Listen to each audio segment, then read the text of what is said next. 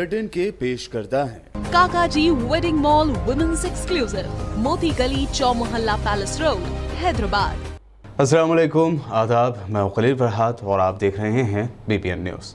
कल से ही हम आप तमाम से गुजारिश कर रहे हैं कि हमारे एक और सब्स्टिट्यूट चैनल को भी सब्सक्राइब करते हुए हमारे साथ जुड़े रहिए। जैसा कि आप जानते हैं कि बेहद कम अरसे में आप तमाम की मोहब्बत से BPN चैनल तरक्की हासिल कर चुका है और आगे बढ़ रहा है और आप तमाम का पसंदीदा चैनल बन गया है। इसीलिए शायद कुछ लोग YouTube पर हमारे चैनल के पीछे कार्रवाइयाँ कर रहे हैं, इसीलिए ये दूसरा YouTube चैनल बनाया गया है, जिसे सब्सक्राइब ज़रूर करें। आइए अब बुलेटिन की शुरुआत करते हैं हेडलाइंस से। CM KCR ने लिया एक और अहम फैसला। 114 गवर्नमेंट हॉस्पिटल्स में दरकार तिब्बी अमले के फौरी तकर्रुरात के दिए ऑर्डर्स। 144 डॉक्टर, 527 नर्सें और 84 लैब टेक्नीशियंस की होगी तकर्रुरी। हैदराबाद में बैरिस्टर असदुद्दीन ओवैसी ने खुसूसी पैकेज, हेल्पलाइन, ऑक्सीजन बैंक का क़याम और मेडिकल किट्स की फराहमी की शुरुआत की। कोरोना वबा की संगीनी और बढ़ती अमवात के लिए मोदी सरकार को ठहराया जिम्मेदार। रियासत तेलंगाना में कल के मुकाबले आज कोरोना के 1500 केसेस कम दर्ज किए गए। 3800 से ज़्यादा अफराद हुए सेहतियाब। महलूकीन की तादाद हुई 2042।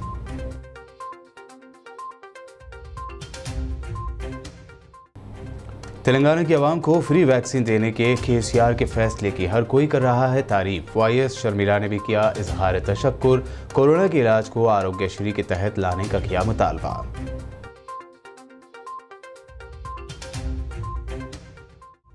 गवर्नमेंट ऑफ तेलंगाना की जानिब से हर साल की तरह इस साल भी गरीबों में राशन किट्स की तकसीम। होम मिनिस्टर महमूद अली और वक्फ बोर्ड चेयरमैन ने कहा 4.5 लाख रमज़ान किट्स किए जा रहे हैं तकसीम।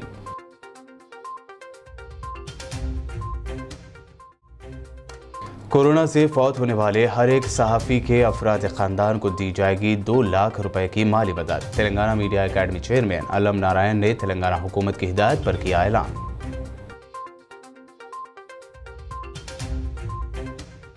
और पेश है खबरों की तफसील। रियासत तेलंगाना की आवाम को फ्री कोविड वैक्सीन देने का ऐलान करने के बाद CM KCR ने एक और अहम फैसला लेते हुए रियासत के 114 गवर्नमेंट हॉस्पिटल्स में दरकार तिब्बी अमले के फौरी और खुसूसी तकर्रुरात के ज़िला कलेक्टरान को ऑर्डर्स जारी किए हैं। CM KCR ने रियासत के उन 114 सरकारी अस्पतालों में जुमला 755 पोस्टों पर स्पेशल अपॉइंटमेंट्स को मंजूरी दी है, जिनमें 144 डॉक्टर्स, 527 नर्सें और 84 लैब टेक्नीशियंस शामिल हैं।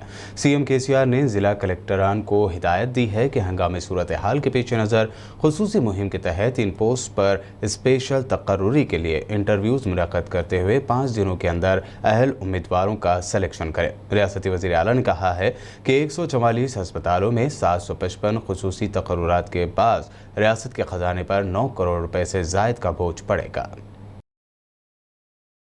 कल रियासत तेलंगाना में कोरोना के रिकॉर्ड केसेस सामने आने के बाद आज राहत की खबर सामने आई है। कल के मुकाबले आज आने वाले मीडिया बुलेटिन में कोरोना के करीब 1500 केसेस कम दर्ज किए गए। वहीं 3800 से ज़्यादा अफराद कोरोना से सेहतियाब भी हुए हैं। तेलंगाना रियासत में गुज़िश्ता 24 घंटों के दौरान मुहलिक कोरोना वायरस की वबा से 3804 मुतासरीन की सेहतियाबी पर उन्हें दवाखानों से डिस्चार्ज कर दिया गया, जिससे सेहतियाब होने वालों की तादाद में हौसला अफजा इजाफे के बाद तादाद 3,34,144 हो गई। Government of Telangana office of the public health and family welfare के खुसूसी मीडिया बुलेटिन कोविड-19 के मुताबिक तेलंगाना में गुज़िश्ता 24 घंटों के दौरान कोरोना के पॉजिटिव केसों में इजाफा दर्ज किया गया। इस दौरान 73,275 टेस्ट किए गए, के मिजमला 4,176 टेस्टों की रिपोर्ट ताहाल मौसूल नहीं हुई। तेलंगाना में गुज़िश्ता 24 घंटों के दौरान 6,551 नए पॉजिटिव केसेस का इंदराज हुआ। वहीं 42 मुतासरीन की कोविड से मौत की तस्दीक के बाद मरने वालों की तादाद बढ़कर 2042 हो गई। रियासत भर में कोविड के केसों में हो रहा बेतहाशा इजाफा अवामी गैर इरादी गैर जिम्मेदारी को जाहिर करता है, जो दरअसल कोविड प्रोटोकॉल पर अमल न करने की निशानी है। तेलंगाना में कोविड मुतासरीन की जुमला तादाद बढ़कर 4,01,783 हो गई। ताहम मौजूदा सूरत हाल में मुतासरीन के बेहतर इलाज व सेहतियाबी में महकमे सेहत बिलखुसूस डॉक्टर्स अमला काबिल सताइश रहा। जिनकी खिदमात नाकाबिल फरामोश है, वहीं काबिल तकलीद भी। महकमे सेहत व दीगर महकमों का अमला दिन रात मुतासरीन की जानों को बचाने में मसरूफ़ अमल है। मौजूदा सूरत हाल हमारे लिए लम्हे फ़िक्र है। रियासत व अजीम तरबल्दिया हैदराबाद की अवाम कोविड प्रोटोकॉल पर अमल करते हुए कोविड के खतरे को शिकस्त दे सकते हैं। दीगर अजला आदिलाबाद में 88, भद्रादरी कोत्तागुड़म में 164, GHMC हुदूद हैदराबाद में 1418, जगतियाल में 276, जंगांव में 65, जयशंकर भूपालपल्ली में 57, जोगलंबा गदवाल में 57, कामारेड्डी में 110, करीमनगर में 222, खम्मम में 118, कोमरम भीम आसिफाबाद में 42, महबूबनगर में 226, महबूबाबाद में 138, मंचरियाल में 152, मेदक में 79, मेडचल मलकाजगिरी में 554, मुलुगु में 25, नागर कन्नूल में 122, नलगुंडा में 90, नारायणपेट में 47, निर्मल में 26, निजामाबाद में 349, पेद्दापल्ली में 52, राजन्ना सिरसिला में 121, रंगारेड्डी में 482, संगारेड्डी में 368, सिद्दीपेट में 268, सूर्यापेट में 69, वकाराबाद में 137, वनपर्ती में 96, वरंगल रूरल में 113, वरंगल अर्बन में 329, यादाद्री भुवनगिर में 51। इस तरह जुमला 6551 पॉजिटिव केसेस रियासत तेलंगाना में डिटेक्ट हुए। वहीं रियासत भर में 65,597 एक्टिव केसेस मौजूद हैं। हैदराबाद में कोविड मरीजों के लिए मजलिस इत्तेहादुल मुस्लिमीन के सदर और हैदराबाद रुकन पार्लियामेंट असदुद्दीन ओवैसी ने खुसूसी पैकेज हेल्पलाइन ऑक्सीजन बैंक का क़याम और मेडिकल किट्स की फराहमी का ऐलान किया।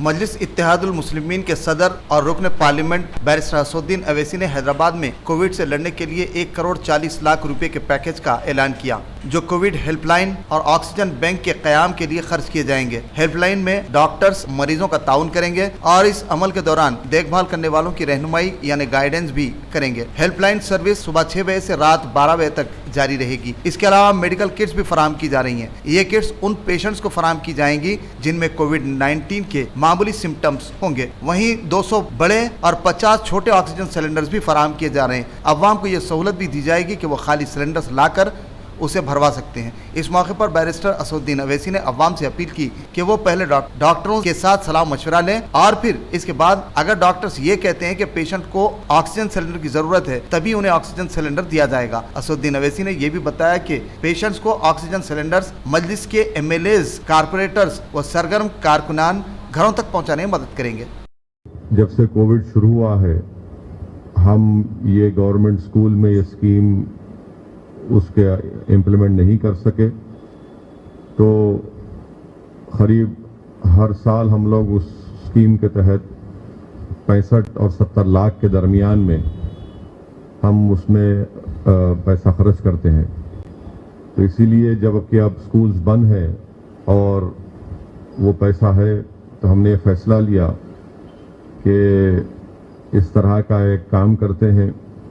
ऑक्सीजन सिलेंडर्स को हमने बाज़ाब्ता ख़रीदा है, 250 सिलेंडर्स को हमने ऑक्सीजन सिलेंडर्स को ख़रीदा है और इसमें दवाओं का भी जो मेडिकल किट है, उन दवाओं का भी इस ट्रस्ट के तहत उसको हम लोगों ने ख़रीदा है। और तीसरी चीज़ ये है कि हेल्पलाइन के सिलसिले में भी जो 24 एग्जीक्यूटिव 20 कॉल एग्जीक्यूटिव जो काम करेंगे, उनके भी अखराजात इसमें हमने शामिल किए हैं। तो कुल मिलाकर ये फर्स्ट फेज में करीब 1,40,00,000 की लागत इस तमाम इस स्कीम में आ रही है। और मैं शुक्रगुजार हूँ एक्सेस फाउंडेशन का, उनके तमाम जिम्मेदारों का कि जिन्होंने हमको पूरा ताउन दिया। और मैं शुक्रगुजार हूँ कि उनके मातहत जो डॉक्टर्स हैं वो फ्री में अपनी सर्विसेज को प्रोवाइड कर रहे हैं। मेरी आवाम से गुजारिश है कि वो इस हेल्पलाइन नंबर पर फ़ोन करें और वहाँ से जो हैं वो आपसे बात करेंगे और उनके फैसले और उनकी इजाज़त के बाद अगर वो कहते हैं कि किसी को ऑक्सीजन सिलेंडर देना है तो वो इत्तला यहाँ पर दी जाएगी। और जो पेशेंट हैं अगर वो नहीं आ सकते तो मजलिस इत्तेहादुल मुस्लिमीन के अरकान असम्बली अराकीन बल्दिया, सदर मोतमदीन, मुहिबान मजलिस इंशाअल्लाह ताला बहैसियत रज़ाकारा तौर पर वॉलंटियर का काम करेंगे और सिलेंडर वहाँ पर पहुँचाएंगे। मैं ये बताना ज़रूरी समझता हूँ कि ये ऐसा नहीं है कि कोई भी यहाँ पर आकर सिलेंडर लेके जा सकता है। आपको हेल्पलाइन पर फ़ोन करना पड़ेगा। जो डॉक्टर्स हैं वो देखेंगे, पूरा मायना करेंगे, जो भी सवालात हैं अगर वो मुतमईन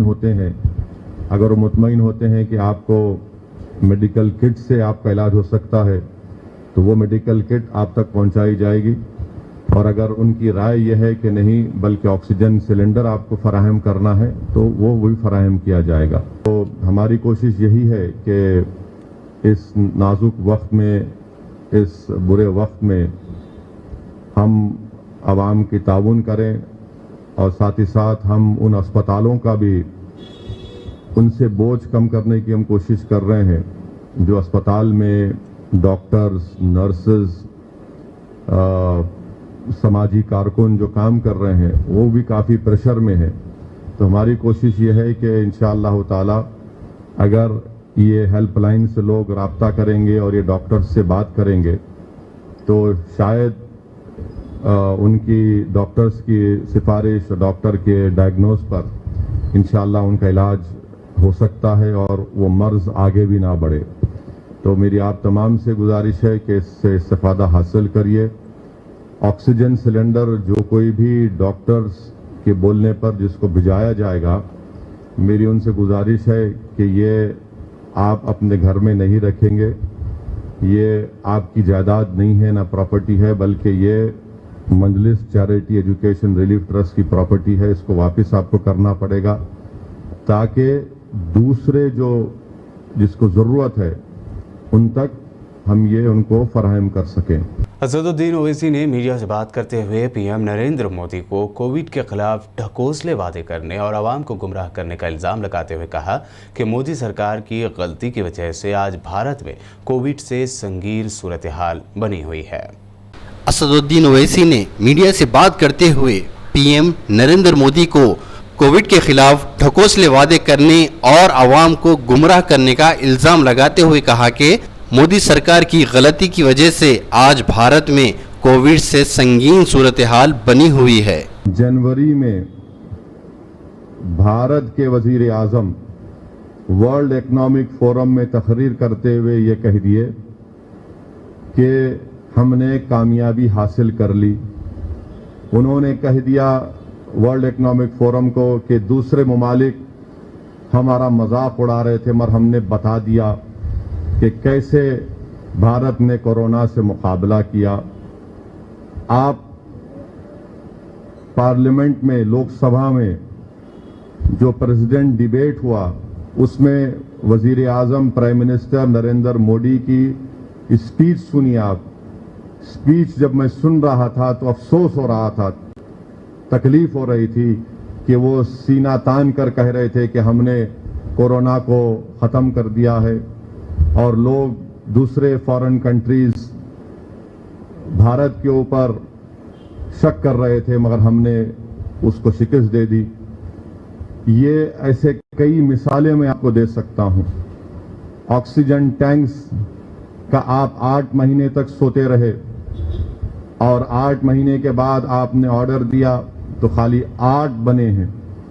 क्या इनको नहीं मालूम था दिसंबर 2020 में कि सेकेंड वेव आएगी?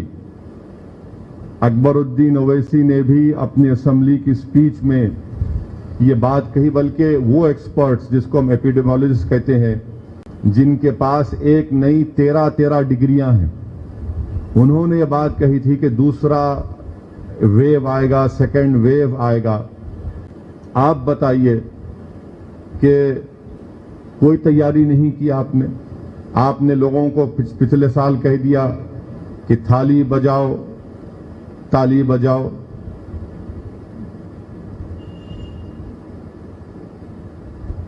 तो आपने ये काम कर दिया।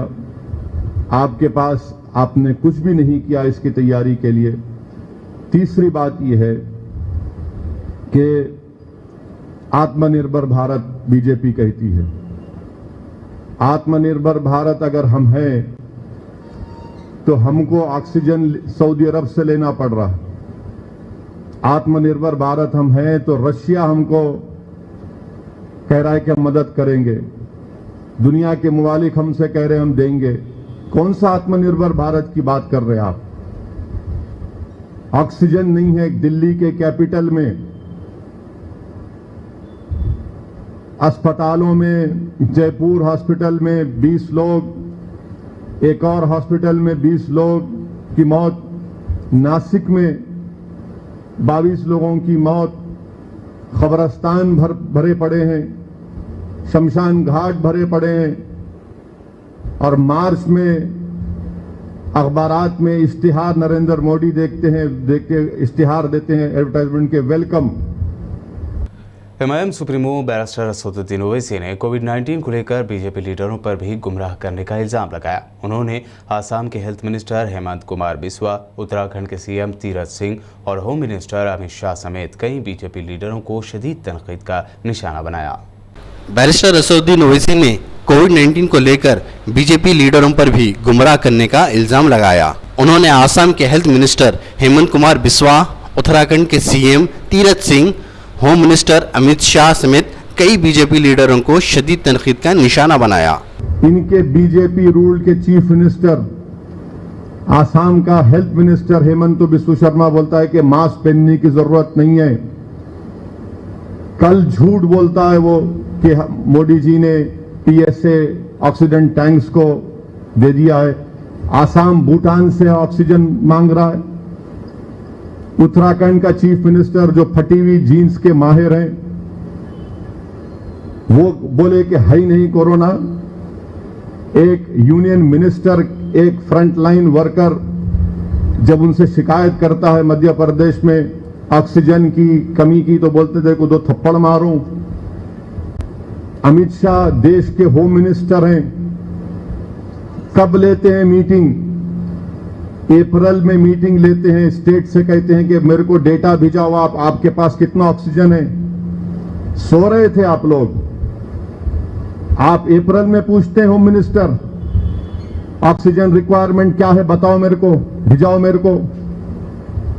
कहां गया आपका विजन? ये पूरा मैन मेड डिजास्टर है ये, और इसकी जिम्मेदारी बीजेपी सरकार पर आयद होती है। लोग यकीनन कोरोना से मर रहे हैं, मगर लोगों की सबसे ज्यादा मरने की वजह ये सरकार तैयार नहीं थी। ऑक्सीजन नहीं मिल रहा है, लोग मर रहे हैं। जितने वेंटिलेटर आपने पीएम केयर फंड में ऑर्डर दिए, कितने वर्किंग कंडीशन में बताइए? मैं चैलेंज कर रहा हूं बीजेपी को। क्या इंडिया के कैपिटल में लोग ऑक्सीजन नहीं मिलने पर मरेंगे? ये इंसानियत है? कहां गया नरेंद्र मोदी की आंखों में आंसू क्यों नहीं आते हैं? डिमोनेटाइजेशन किया तो आंसू आ गए, अब लोग मर रहे हैं। कौन सी चीज भारत के वजीर आजम को और उनकी कैबिनेट को मूव करेगी? कहां वो अपनी इंसानियत दिखाएंगे? और बीजेपी के जो सपोर्टर हैं आज भी कह रहे हैं मोदी जीतेगा। अरे भाई, तुम आवाम की लाशों में, खबरस्तान में, शमशान में उनकी लाशें दफना रहे हैं, जला रहे हैं, तो तुमको अपने इख्तिदार की फूल की खुशबू आ रही है उससे? कौन सा काम आपने किया बताइए? आज देश की आवाम, भारत की आवाम, मुल्क की आवाम परेशान है और इनके पास कुछ नहीं है। इनके पास ना डायरेक्शन दे रहे हैं, ना इनके पास ट्रांसपेरेंसी है, ना कंट्रोल में है। सब इनके पास से निकल चुका है। आराम कर रहे थे, सीना ठोक के बोल रहे थे। आप मेरी एक एक बात का कोराबोरेट कर सकता हूं। लोकसभा में हर बीजेपी का एमपी खड़े होकर बोल रहा था कि मोदी जी की क़यादत में हमने कोरोना को हरा दिया। एक एक एमपी की तकरीर सुन लो आप। कहां गए वो लोग? आज जाकर मिलो उन लोगों से जो लोग ऑक्सीजन के लिए मर रहे हैं। कहां है, किधर है ये लोग? इसीलिए ये अभी भी वक्त है इनको कि वो होश के नाखून लें, गुरूर और तकब्बुर से निकलें। आप भारत से बड़े नहीं हैं। आज वो गरीब मर रहा है, आवाम मर रही है।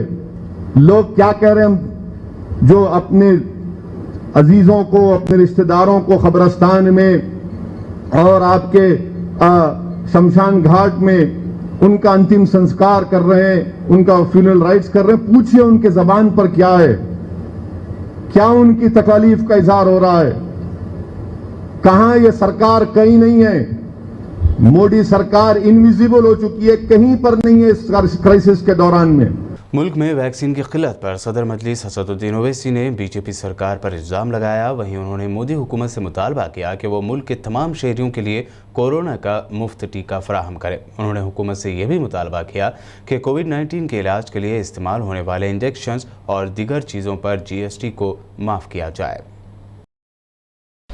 मुल्क में वैक्सीनेशन की किल्लत पर सदर मजलिस असदुद्दीन ओवैसी ने बीजेपी सरकार पर इल्ज़ाम लगाया। वहीं उन्होंने मोदी सरकार से मुतालबा किया कि वो मुल्क के तमाम शहरों के लिए कोरोना का मुफ्त टीका फराहम करे।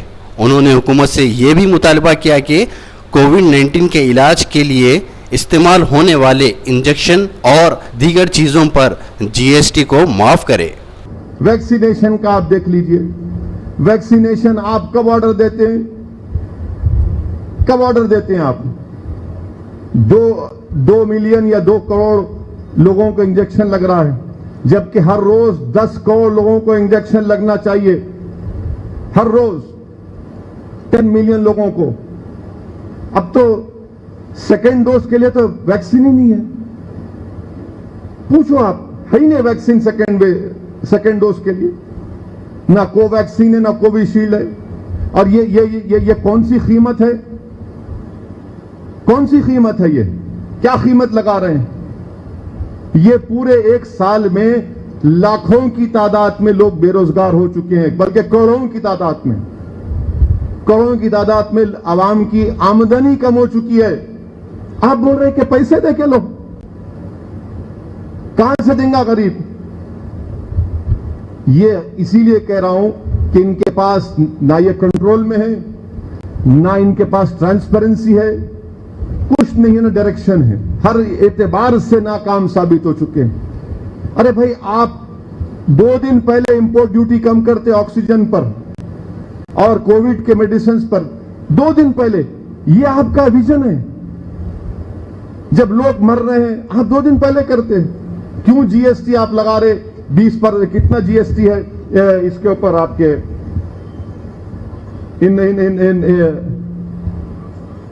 ये जो दवाएं हैं आपके, 1 मिनट, फिर मैं तो बोलेंगे इन गलत बोले।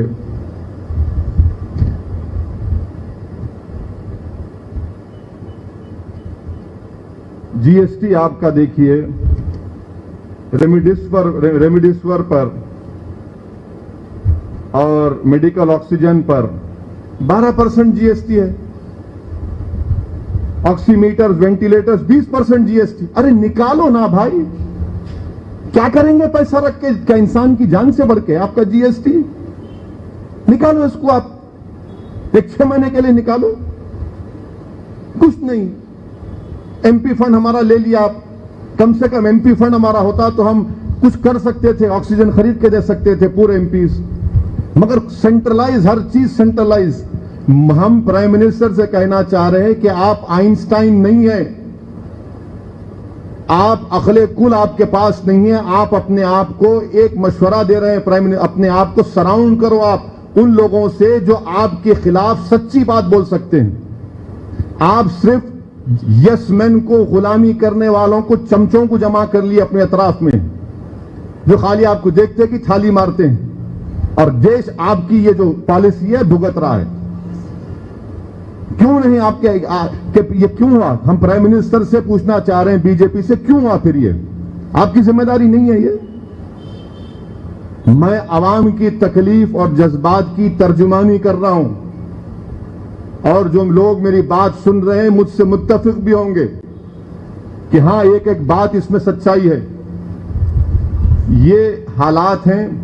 हैदराबाद रुकन पार्लियामेंट बैरिस्टर असदुद्दीन ओवैसी ने अपने खिताब में तमाम आवाम से, खुसूसन नौजवानों से अपील की कि वो मास्क का इस्तेमाल करें, कोरोना वबा को लेकर संजीदा हो जाएं। हैदराबाद रुकन पार्लियामेंट बैरिस्टर असदुद्दीन ओवैसी ने अपने खिताब में तमाम अवाम से खुसूसन नौजवानों से अपील की कि वो मास्क का इस्तेमाल करे, कोरोना वबा को लेकर संजीदा हो जाए। मैं आखिर में पूरी आवाम से अपील कर रहा हूं कि खुदा के लिए प्लीज हाथ जोड़ के आपसे अपील कर रहा हूं कि बगैर मास्क पहने घर से मत निकलिए। सोशल डिस्टेंसिंग को जितना हो सके कोशिश करिए, आसान काम नहीं है और कोशिश करिए। वैक्सीनेशन अगर है उन जगह पर तो पहली फुर्सत में जाकर आप वैक्सीनेशन लीजिए। मजाक नहीं है, याद रखिए। अगर कोई लोग ये समझ रहे हैं कि नहीं नहीं ये सब कुछ भी नहीं है, याद रखिए बेड नहीं मिल रहे हैं अस्पतालों में। आप मजलिस के जिम्मेदारों से पूछिए कि रात में सुबह में 2-2 बजे शहरी के वक्त रोते हुए फोन आता है कि हमारे को बेड दिलाओ। माने बेबसी का आलम में आ चुका हूं मैं तो, कि फोन करते हैं कि कहां दिलाएंगे बेड। उन लोगों की आहें, उन लोगों का रोना, उन लोगों की तकलीफ, आप बताइए कि ये बहुत जरूरी है। इसलिए आवाम से अपील कर रहा हूं कि खुदा के लिए प्लीज मास्क पहनिए।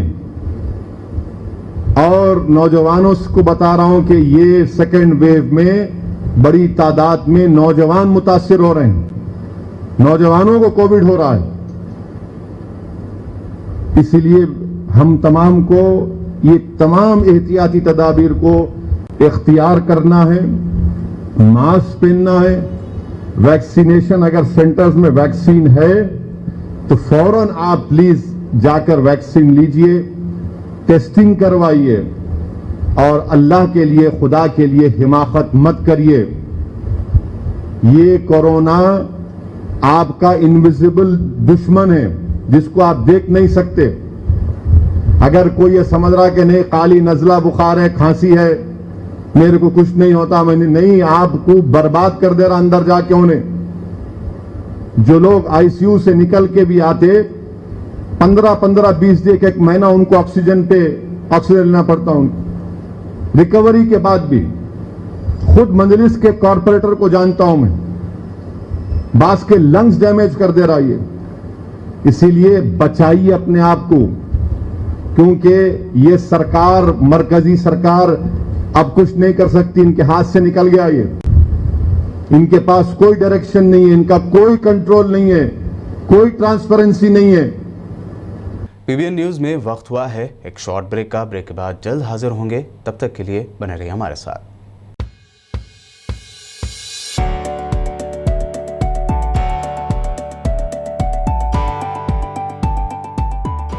लड़कियों और खवातीन की पहली पसंद, bridal wear, party wear and casual wear showroom, Kachchi shop. हर तकरीब के लिए नया design, sharara, long frock, gown, Anarkali kurti, crop top, unstitch suits and dress material, Kanjeevaram, Dharmavaram, Banarasi sarees और मैसूर सिल्क।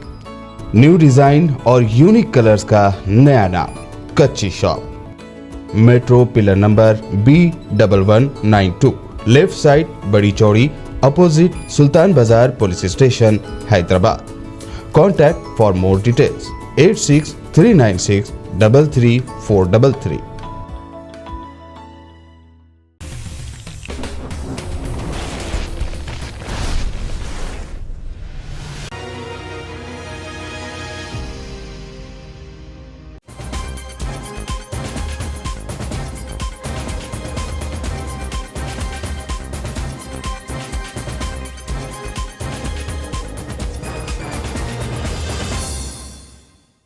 ब्रेक के बाद आपका दोबारा खैर मकदम है। बढ़ते हैं मज़ीद अहम खबरों की जानिब। रियासत तेलंगाना की आवाम को फ्री वैक्सीन देने का ऐलान करने के बाद KCR की तारीफ़ें अब हर कोशिश से की जा रही है। तेलंगाना में अपनी सियासी इनिंग की शुरुआत करने वाली मुत्तहदा आंध्र प्रदेश के साबिक़ वज़ीर आला YSR की बेटी YS शर्मिला ने भी रियासत के आवाम को कोरोना का मुफ्त टीका देने वज़ीर आला के चंद्रशेखर राव के ऐलान का इस्तक़बाल किया। इस ज़मन में शर्मिला ने ट्वीट करते हुए वज़ीर आला के चंद्रशेखर राव से इजहार तशक्कुर किया। उन्होंने रियासती हुकूमत से अपील भी की कि वो कोरोना के इलाज को आरोग्यश्री के तहत लाएं। कोरोना वायरस के इस खतरनाक दौर में अपनी खिदमत अंजाम दे रहे जर्नलिस्टों के लिए तेलंगाना मीडिया एकेडमी ने बड़ा ऐलान किया है। तेलंगाना मीडिया एकेडमी ने रियासत में कोरोना वायरस से फौत होने वाले हर एक सहाफ़ी के अपराधी ख़ानदान को 2 लाख रुपए माली इमदाद फराहम करने का ऐलान किया। मीडिया एकेडमी के चेयरमैन अलम नारायण ने कहा कि चीफ मिनिस्टर चंद्रशेखर राव की हिदायत पर एकेडमी ने कोरोना से फौत होने वाले सहाफ़ियों के ख़ानदान को फ़ीकस 2 लाख रुपए मुआवजा अदा करने का फ़ैसला किया है। उन्होंने मुतवफ़ी सहाफ़ियों की फैमिली से ख्वाहिश की है कि वो माली इमदाद हासिल करने के लिए 10 मई तक तेलंगाना मीडिया एकेडमी के दफ्तर वाक़े AC गार्ड मां साहब टैंक पर दरख्वास्त दाखिल कर सकते हैं। दरख्वास्त के साथ मुतवफ़ी सहाफ़ी का accreditation card, corona test report और DPRO की जानिब से तस्दीक़शुदा कॉपी अटैच करें। गवर्नमेंट ऑफ तेलंगाना की जानिब से हर साल की तरह इस साल भी गरीबों में राशन किट्स और दीगर काम किए गए हैं, जिसके बारे में होम मिनिस्टर मोहम्मद महमूद अली और वक्फ बोर्ड चेयरमैन मोहम्मद सलीम ने जानकारी दी। मीडिया से बात करते हुए उन्होंने बताया कि गरीब अफराद में करीब 4.5 लाख रमज़ान किट्स तकसीम किए जा रहे हैं। साथ ही सैकड़ों मसाजिद में भी फलाही काम किए जा रहे हैं। हर साल की तरह रमज़ान में लोगों को कपड़े तकसीम किए जाते हैं। सारे तेलंगाना में हर साल 4.5 लाख लोगों को जो मुस्तहिक लोग हैं, क्योंकि मस्जिद कमेटी जान सकती है कि आपके मोहल्ले में आपके पास नमाज़ पढ़ने वालों में कौन लोग मुस्तहिक हैं, उन लोगों को तकसीम करने के लिए इस मरतबा भी हमारे वक्फ बोर्ड चेयरमैन साहब सलीम साहब की तरफ से और वक्फ बोर्ड की तरफ से इस साल भी हर साल की तरह इस साल भी जो गवर्नमेंट बजट देती है वो बजट में खर्चा होता है। अभी इस मरतबा 2 लाख लोगों के लिए तकरीबन 200 मस्जिदों में हैदराबाद के ये कपड़े तकसीम किए जा रहे हैं। बड़ी खुशी की बात है। वो लोग जो रमज़ान में जो गरीब लोग हैं उन्हें जो कपड़े तकसीम किए जाते हैं और हमारे ऑफिसर्स वक्फ बोर्ड के सब मिलकर जो है ना गवर्नमेंट ऑफ तेलंगाना की तरफ से आज डिस्ट्रीब्यूशन शुरू करें हम लोग और महमूद भाई की सदारत में जो है आज ये काम अंजाम दे रहे हैं हम लोग। और ये कपड़े जो है ना 4.5 लाख लोगों को जो है तेलंगाना स्टेट में कपड़ों की तकसीम हो रही है और हैदराबाद में 400 मस्जिदों को कपड़े दे रहे हैं। तकरीबन 2 लाख तक कपड़े यहाँ पर भी तकसीम होते हैं। आदिलाबाद म्यूनसिपल चेयरमैन जोगू प्रेमिंदर ने कहा है कि कोरोना वबा के दौरान सफाई सुथराई के कारकुनों की काबिल सताइश खिदमत रहीं। इस मौके पर शहर के म्यूनसिपल ऑफिस में सफाई के कारकुनों को इमरजेंसी किट्स तकसीम की गई।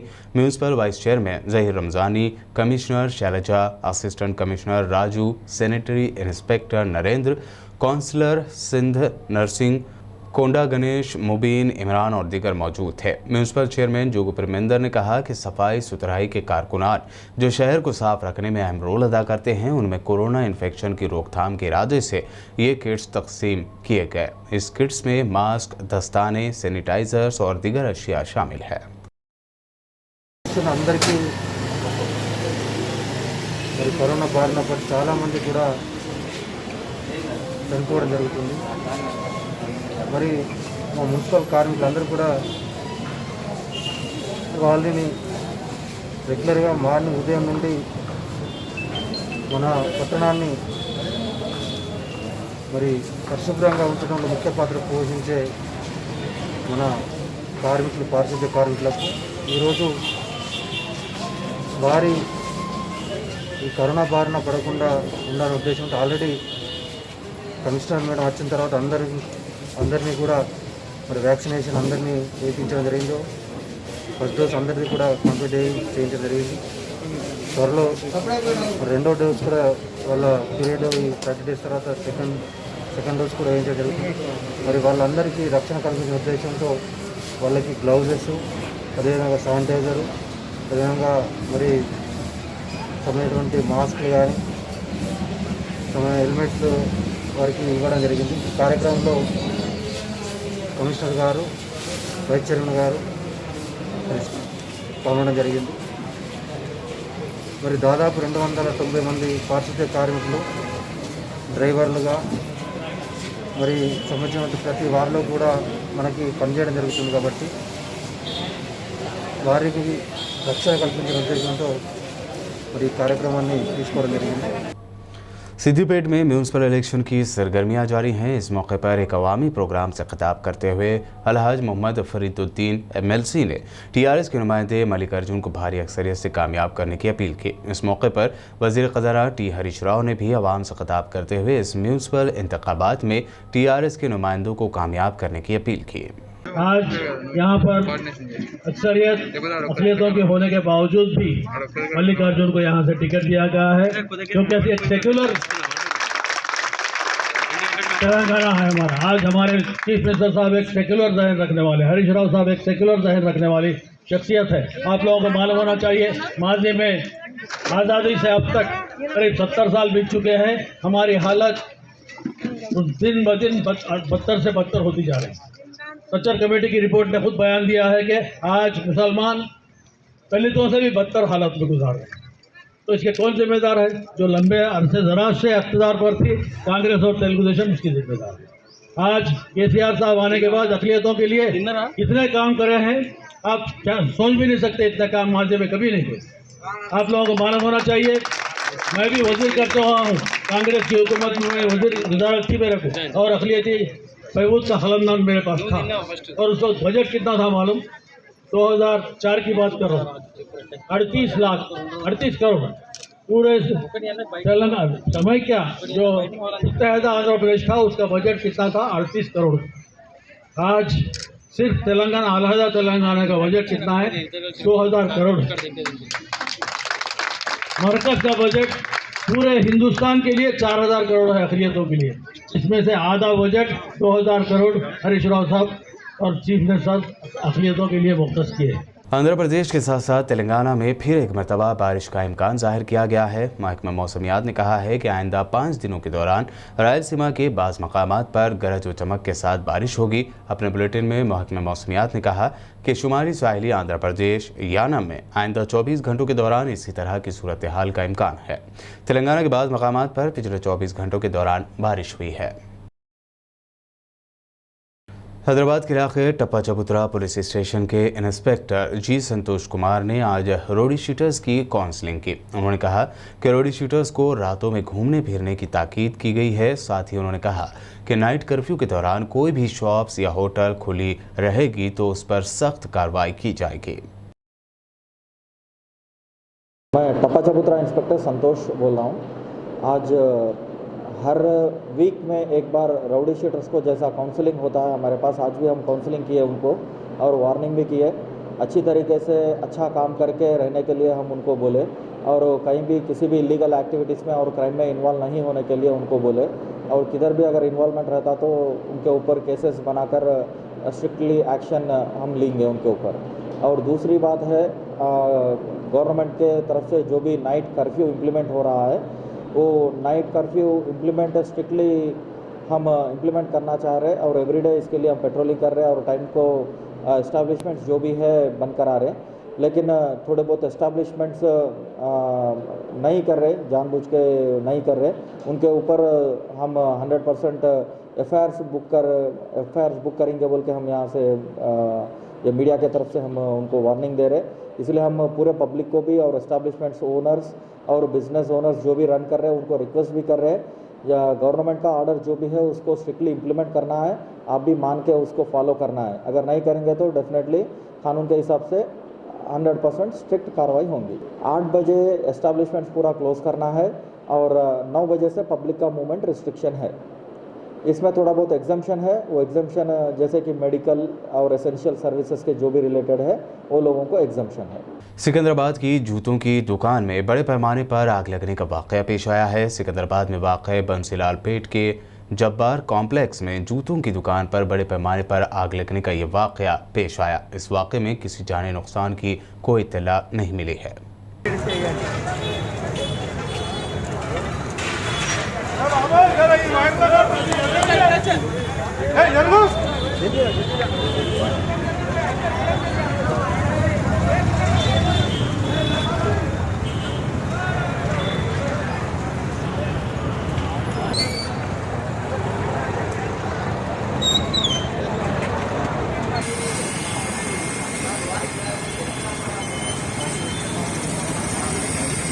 और अब आखिर में हेडलाइंस पर एक और नज़र। सीएम केसीआर ने लिया एक और अहम फैसला। 114 गवर्नमेंट हॉस्पिटल्स में दरकार तिब्बी अमले के फौरी तकर्रुरात के दिए ऑर्डर्स। 144 डॉक्टर, 527 नर्सें और 84 लैब टेक्नीशियंस की होगी तकर्रुरी। हैदराबाद में बैरिस्टर असदुद्दीन ओवैसी ने खुसूसी पैकेज, हेल्पलाइन, ऑक्सीजन बैंक का क़याम और मेडिकल किट्स की फराहमी की शुरुआत की। कोरोना वबा की संगीनी और बढ़ती अमवात के लिए मोदी सरकार को ठहराया जिम्मेदार। रियासत तेलंगाना में कल के मुकाबले आज कोरोना के 1500 केसेस कम दर्ज किए गए। 3800 से ज्यादा अफराद हुए सेहतियाब। महलूकीन की तादाद हुई 2042।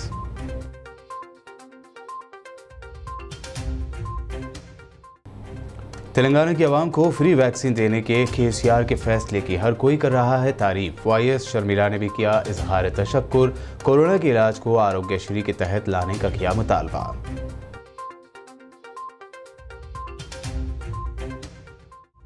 गवर्नमेंट ऑफ तेलंगाना की जानिब से हर साल की तरह इस साल भी गरीबों में राशन किट्स की तकसीम। होम मिनिस्टर महमूद अली और वक्फ बोर्ड चेयरमैन ने कहा 4.5 लाख रमजान किट्स किए जा रहे हैं तकसीम।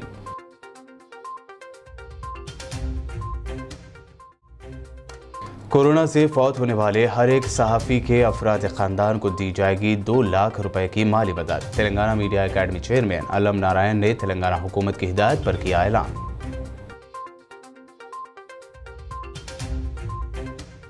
पीबीएन न्यूज़ में ये थी अब तक की अहम खबरें। यूट्यूब पर हमारे चैनल को सब्सक्राइब और फेसबुक पर लाइक ज़रूर करें। मज़ीद अपडेट्स के लिए बने रहिए हमारे साथ और देखते रहिए बीपीएन चैनल।